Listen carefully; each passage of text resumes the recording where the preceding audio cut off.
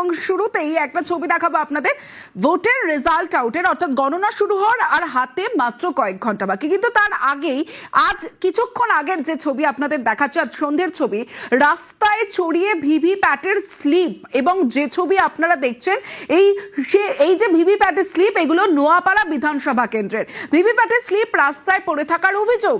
নোয়াপাড়া সুভাষনগরে তুমুল উত্তেজনা, কি করে রাস্তায় ছড়িয়ে ভিভিপ্যাটের স্লিপ, এই নিয়ে প্রশ্ন ওঠে। রাস্তায় ভিভিপ্যাটের স্লিপ পেয়ে তুঙ্গে তরজা এবং ঘটনাস্থলে পৌঁছে যান তিন দলেরই প্রার্থী, অর্থাৎ সিপিআইএম প্রার্থী গার্গী চট্টোপাধ্যায় পৌঁছে যান, তৃণাঙ্কুর ভট্টাচার্য তিনি তৃণমূলের যিনি প্রার্থী, এবং অর্জুন সিং তিনিও বিজেপির প্রার্থী ঘটনাস্থলে পৌঁছে যান। এভাবেই রাস্তায় ছড়িয়ে ভিভিপ্যাটের স্লিপ।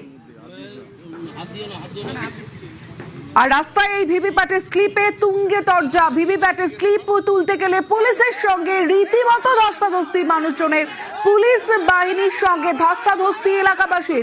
বারাসাত 1 নম্বর ব্লকের বিডিওকে ঘিরেও বিক্ষোভ দেখান মানুষজন। বিজেপির বিরুদ্ধে ষড়যন্ত্রের অভিযোগ তৃণমূল সিপিআইএম এর, আর তৃণমূলের বিরুদ্ধে পাল্টা চক্রান্তের অভিযোগ বিজেপিরও।